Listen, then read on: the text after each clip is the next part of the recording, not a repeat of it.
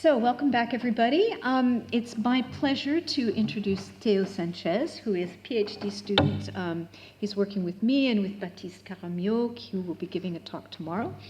And he's going to take a different perspective than what we've just been hearing. So, moving from industrial applications and thinking about human-computer partnerships in the real world, now we're shifting to a different kind of human-computer partnership, and now it's the idea of how do human beings teach machines. So he's going to talk about interactive machine teaching, and he's going to be defending his PhD thesis very shortly, so this will be a good opportunity to practice a little bit. Thank you, Wendy. So, hello everyone. So, I'm Téo Sanchez, and I'm going to talk about interactive machine teaching. It's a great honor to be here, and it's a great pleasure. And my research, so what is machine teaching? I'm going to try to explain what it is. And my research investigates how novice users teach machines, and I'm going to explain what it means in a second. So I will first introduce a bit the topic, try to define interactive machine teaching, and then present a piece of research we conducted with Baptiste, with Pierre, and Wendy about uncertainty in machine teaching. And finally, end up with a discussion and conclusion. So the scope of this research, so before getting interested into what it means to teach machines, I'm going to briefly recap how machines learn, and especially we will focus on machine learning and deep learning, which is a subpart of machine learning that deals with neurons, biological neurons, but actually simplified ones. And these neurons, when simulated as a network, they have learning properties. So you all know artificial neural networks. And they are organized generally as layers. So the input layers that takes the raw data, and hidden layers that process information, and the output layers that gives predictions. In this case, we will talk about a simple binary classification between cat and dogs. Yes, so let's see how these kind of networks are trained. So you take an image, but you also need a label associated to it. So here it's a dog. And this image is composed of pixels, which are numerical values that you can put into a vector to feed into the neural network. So you take this vector and you put it into the input layer. And because all of the neurons inside the network are randomly initialized, the outcome of this network will be also random at first because it's not trained. So here it will output a cat, whereas we saw that it was a dog. This is where the label comes into play, because with the label you can compute an error that is used to optimize all the neurons in a way that the outcome match our expectations. And we call this end-to-end learning, because end-to-end, we take the input, the output, and optimize in between the neural network. And this way of training learning algorithm is not new at all, because since the 60s, the first neural networks were trained in the same way. So I would show you this video. Built a few working perceptrons, as these artificial brains were called. He's using it to explore the mysterious problem of how the brain learns. This perceptron is being trained to recognize the difference between males and females. It is something that all of us can do easily, but few of us can explain how. To get a computer to do this would involve working out many complex rules about faces and writing a computer program. But this perceptron was simply given lots and lots of examples, including some with unusual hairstyles. But when it comes to a beetle, the computer looks at facial features and hair outline and takes longer to learn what it's told by Dr. Taylor. Yes, so in the 60s, they were already trained in this end-to-end processing fashion. But there is also, nowadays, engineers, researchers, they used batch learning, meaning that they have to collect a lot of data, depending on the size of the model, and they provide multiple instances at the same time. So instead of one input and output, they have multiple input and output, and they optimize all at once. So my point here is that the way experts train machine learning algorithms does not align with how we instinctively teach someone. So we have intrinsic capabilities to teach. We all taught something to someone else. Maybe most of us are even paid here to do it. But yeah, we all did that. And we don't provide a batch of annotated examples. We communicate, we exchange, we talk about concepts, we try to decompose the concepts, and the students can also ask questions, and we can respond to those questions. So there is a wide range of interactions that come into play when teaching that is not at all represented in this, in the way these algorithms are trained. The second point I want to make is that novices are excluded from building machine learning models. And at a first glance, it might seem reasonable, because I appreciate that my dentist is not novice, so why not with machine learning models? Actually, there are some envisioned benefits of involving a wider range of users into the building of machine learning models. First, it could empower those specialized, like those people with specialized information processing capabilities. So to give you an example, a medical doctor has a lot of data about his patients, and he could train by himself a model so that it makes some very specialized diagnosis, and then share this model to colleagues to support their decision making. And according to also the literature, it could also create jobs, such as in computer science. Nowadays, there are, for instance, web developers that might not know about how CPU architecture works, and it's totally fine. So there is a decoupling between different specialty. And why not seeing this happen in machine learning, where there will still be theoreticians about machine learning, but also some other kind of jobs which are specialized in building efficient and accurate models. So those two could be also decoupled. And finally, to decentralize the production of machine learning models. And in my research, I mostly witness another benefits of involving a wider range of users, which is that it triggers some investigative behavior that might raise curiosity or literacy toward AI and machine learning. So, for instance, we collaborated with this association about science popularization called TRACE, which deals with science, art, and its dissemination in society. And we conduct some workshop where we ask people to teach some classifier, like here it's a sketch classifier. And it was a very wide, diverse kind of audience. Some didn't want it to be there. So yeah, we believe that involving them as a teacher, they were more proactive and adopt a more investigative behavior. We did this also online during the pandemic and in high school. On the right, for instance, the whole class starts to build emotion classifiers. So they ask every student to come in to take some data. They use a whiteboard to have a homogeneous background. So it was really a positive, concrete memory that I think is a better way to approach these topics than going through the maths, for instance. So now what is concretely interactive machine teaching according to the literature? So most of the work about this was made by Patrice Simard and Gonzalo Ramos in Microsoft, where they tried to really define what it is. And to put it in simple words, we know traditional machine learning that I just showed you earlier, that tries to make machine learning models stronger in terms of performance. But interactive machine teaching focuses on the human teacher and its ability to convey information to the machine through, of course, interactions, and yeah, it's a HEI and software engineering field. So in this case, yeah, because as I said, we have intrinsic capability to teach, and so interactive machine teaching try to benefit from these capabilities to design teachable systems. So I will do a quick demo.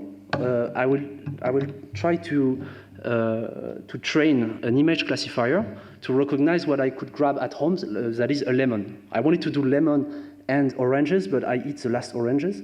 So I'm going to do lemon versus no lemon. So I'm going to open this interface that was made with Marcel, a toolkit we developed with Baptiste Caramio and Jules Françoise. And so here, I can collect data on the fly using the camera I have here. So let's say here it's a lemon. I can hold to record examples of lemon in all directions. And here it's no lemon. And I can record examples. And then I can train my model so that it will process these informations, very few informations. And then I can try to do real-time predictions on the right. So here you have no lemons, and here you have a lemon.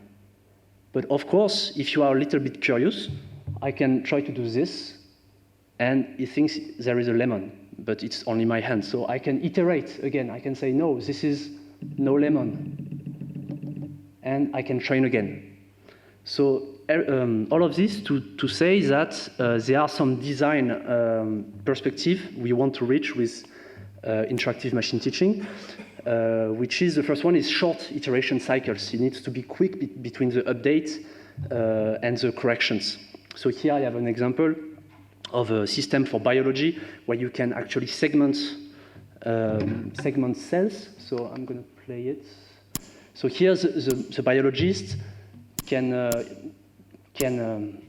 draw on the cells versus non-cells, and the model updates. But here there is one cell that was not catch up, so it can iterate very quickly. So that's one of the first design, desired property of interactive machine teaching systems. Another one is that the exchange between the user and the system must go beyond labeled images. As I told before, we inherited this way of doing by this tradition of how we train models, but now there are new ways to convey information and receive information. For instance, examples, the field of explainable AI developed ways to explain not only what is the prediction, but why this prediction. Here, it is represented by a heat map that localizes the relevant part of the image. And this heat map could be turned upside down, like it could be also the user that actually paints on the image to tell the algorithm, this is the relevant location on the image. So explanations instead of labeling. Also, there is another concept called design feature decomposition. What does it mean? Let's take an example about documents. So if there are documents, I have a lot of documents, and I want to extract cooking recipe from those documents. So I can also tag each document, this is a cooking recipe, this is not a cooking recipe, and do this end-to-end learning. But you can also decompose the problem by first having an ingredients extractor that will only focuses on ingredients. So you label garlic is an ingredient, but furniture is not. And then you get one feature. But maybe this feature is not enough. You get those ingredients, but you see that there is caustic soda, which is not something we want to cook with. So you can train another feature with an extractor of quantities. So for instance, milliliter is a quantity, sky is not a quantity, and you get another feature. And then you can combine those to finally get your cooking recipe classifier. So this is a concept developed by also Simar and Ramos. And so all of this together form a model schema which decompose the problem into several models. And also the benefits of having this is that you can also reuse one of them for another problem. Let's say quantity extractor, you can reuse it for documents about physics, about science. So there is a benefit of decomposing the problem like this. A last design direction is about guidances. So how to guide novice users into being more effective machine teachers. So for instance, those work focus on algorithmic guidances. So the model itself generates those guidance. We're going to talk about that later. And empirical guidances, which you observe people that teach the machine, and you extract some good ways, like good behaviors that works into teaching this machine. And you create guidance out of them. So To summarize, interactive machine teaching implies a machine learner, an algorithm, a human teacher. The human teacher can explain knowledge, ideally in a way that goes beyond labeled examples, but also review the model, again, in a way that might be more expressive than just a prediction. The machine, of course, it updates based on inputs. And I think more interestingly, the user itself also reflects on the way, and it updates his plan, what he's going to teach next. So we called it the teaching curriculum. So this aspect about model updates is more the field of traditional machine learning, and it's very important to have some models that are trained very fast and that adapt very fast to user inputs. This is more interaction design and sometimes software engineering. And this is more about empirical investigations, where you have human-centered investigations. And my research mostly focused on the last one, where we place someone in this role of a teacher and try to observe how he reasons, how we adapt and reflect about this task, which is, I think, an interesting one. So, as an example, I'm going to present a piece of research that deals with uncertainty. So it's a work that was published in IUI this year, and we were super honored to get a Best Paper Award, so with Baptiste Caramio, Pierre Thiel, and Wendy Mackay.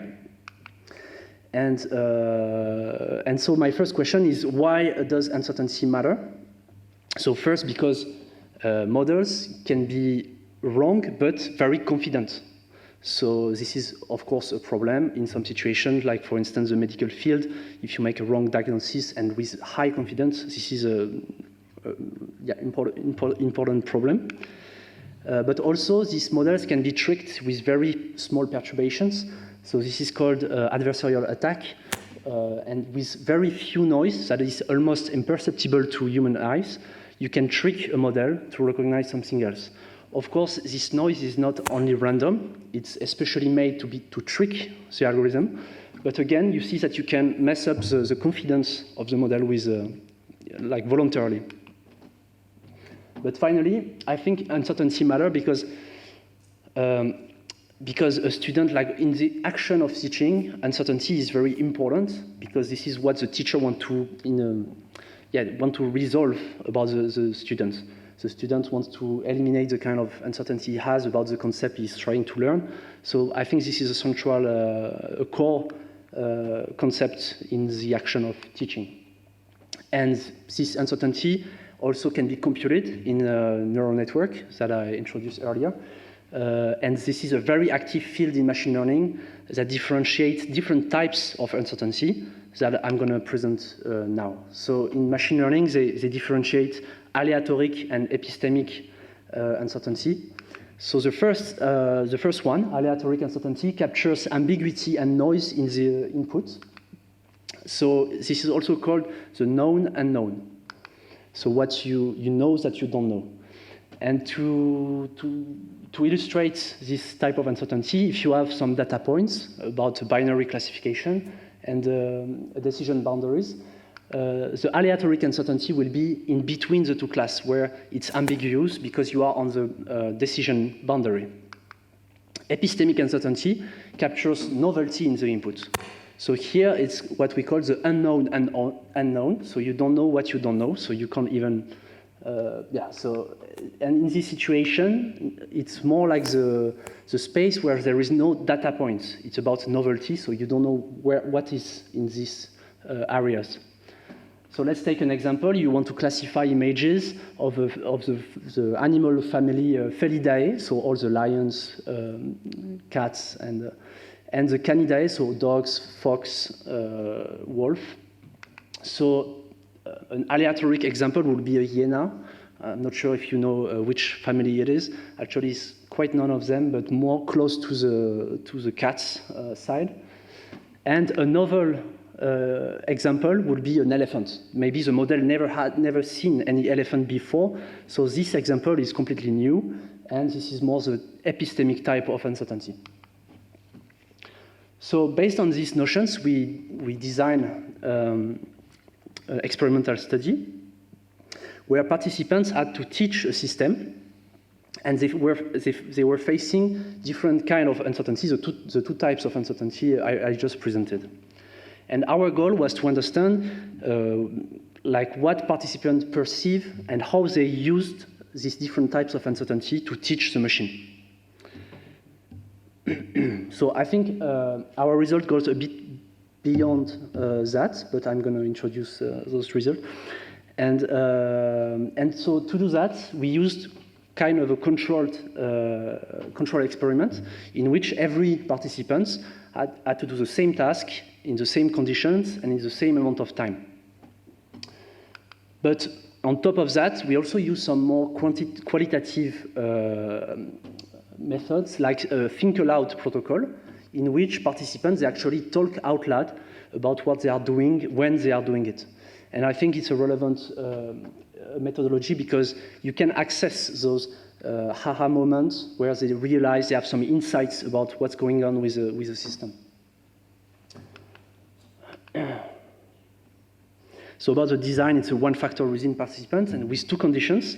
One where they were facing the aleatoric uncertainty, and another one where they were facing epistemic uncertainty feedback. We had 16 participants, all novices in computer science and machine learning. And the setup looked like this. So they had the interface, they had a camera on top of a stand where they had some, and our data were playing cards. So it was very practical data because you can select the king, queens, each this color, you can turn the card. So they could place the card under the camera and collect data just the way I did it earlier, and then train the model and iterate on this model. So here is a little video about quick examples. So they take a card that they want to teach to the system, they place it under the camera, and they collect the data. And the only thing that changed with the interface I demoed earlier is that there is this gauge of uncertainty, a very simple representation of uncertainty, that when it's high, it's uncertain, and when it's low, it's certain. So we choose these very simple representations to avoid evaluating actually the representation rather than the uncertainty itself. And let's have a look how this gauge evolve. So for instance, here there is only 6 examples, so 2 nines and 2 nines side to side. And on the right, 2 queens, which are red queens, and 2 queens side to side. And here when they play, the participant plays 1 queen and 1 black 9, the aleatoric uncertainty is very high because it's ambiguous. The model can't decide which one it is. But when he places his hand on top of one of the cards, it becomes epistemic uncertainty because here it's a novel configuration. The model never seen a hand on the image. And it's the same with the other card. It can recognize the 9s, so the aleatoric it is not ambiguous, but the epistemic uncertainty is high. So these are all the steps of the study. But I'm going to rush a bit through it because I'm a bit short on time. So there is a teaching phase where they do what I just explained, an exploration phase, which is the same interface, except that they can't add new examples. So the model is frozen, and they can just explore with the real-time predictions how the model behaves. I think this is a very important step, but we can discuss that later. And then we wanted to evaluate their ability to predict the models they just trained. So the model has a certain behavior at the end of the teaching, and we wanted to assess if participants actually understand how the model they train behaves. So we conducted two quantitative tests, one about uncertainty. Basically, we show them images, and they had to adjust the uncertainty that they believed will the outcome of the model. And the same for the classification test. We provide some examples, and they had to say if yes, my classifier will succeed to recognize that, or will fail, or I don't know. So these are 2 perceptive tests. Then there was a questionnaire, but I'm going to skip, and an interview to reflect about this teaching phase and what they learn about the model. So also this step is quite important because we collected some verbalizations about what they learn on the process. And we analyze those 3 steps with a thematic analysis. So about the results, about the quantitative results, so the one about the 2 tests about uncertainty and classifications, all participants were significantly better than random, so they all can guess what their model, how their model will behave. But we didn't see any influence of the type of uncertainty. So that was more like a null result. But what we found instead is that the characteristics of their strategy to teach the machine was way more important than the feedback they received from the system. So in terms of teaching strategy, here in terms of quantitative measures, I talk about the number of training examples, so how many examples they gave, and the training set variability, how different the training examples were between each other.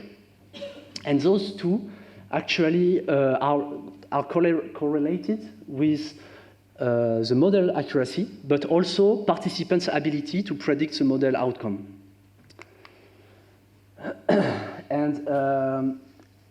And here only the uncertainty test scores, so the ability to predict uncertainty, was not correlated with either the classifier accuracy or their ability to predict the classification made by the model. And also, we identified 2 different teaching strategies. The first one is to use uncertainty as a guide. So basically, they were placing a card and try to move it around so they could find the most uncertain point. And then when they found the most uncertain image, they would add the image to the dataset. So here, 4 participants clearly stated that they did that. Here is a statement that I'm gonna skip. And the other alternatives that we clearly identified was that participants that were very systematic. They start with, for instance, a series of queen, nines, and queen, the same colors, the same symbol, then all turn, rotate all of them and add each example to the training set. So they were very systematic in the way they built their training data. And what we learned from the qualitative analysis is that those participants express a better understanding of the classifier behavior. And also, they resulted in a larger training set and more variable one, which correlate our quantitative results. A last piece of results I would like to show is about active learning. So what is active learning is when you basically compute the model uncertainty to sample the most uncertain image in a pool of unlabeled data. So you have a lot of data, and your model is going to pick the one that is the most uncertain and show it to the user and say, give me the label of this card. So this is a process that is used in machine learning to optimize the number of annotations on a training set. And here I simulated this process with simulated annotators. So I was sampling the most uncertain image, and because I knew the ground truth label, I was labeling and adding to the training set. And those trajectories, here I actually display the accuracy in terms of the budget. The budget is how many images the model has seen. And all the dots represent the actual performance of participants in the study. And here I think is interesting because all participants are above this way of doing things like active learning, which I will maybe discuss in a few minutes. So in terms of about this study, about the uncertainty in interactive machine teaching, what we show is that there are different types of uncertainty that can be computed in real time to be incorporated into an interactive machine learning workflow, but also that teaching strategies shape users' ability to teach and understand the model much more than these 2 types of uncertainty. And my take also on this is that, of course, teachers are better than annotators, like in active learning, not only because it's more engaging, it's more playful, but also it resulted in better models, in performance-wise. To take a bit of perspective on interactive machine teaching, I believe, and I have evidence that it fosters investigative and curiosity behaviors that might also benefit people's literacy into this type of algorithms. And also, maybe something to open the discussion, maybe these insights that they are actually said out loud during this kind of methodology can also support the design of an intelligent system, because they actually talk a lot about their surprises, their confusions about the system. So it also provides a lot of material to think about this kind of interactive machine teaching systems. So to summarize, I try to present and define what is interactive machine teaching. I present this research study, a control experiment, about the role of uncertainty in interactive machine teaching. Oops, sorry, I thought it was mute. And finally, I try to open the discussion on how interactive machine teaching foster investigative behaviors from novice users. Thank you very much.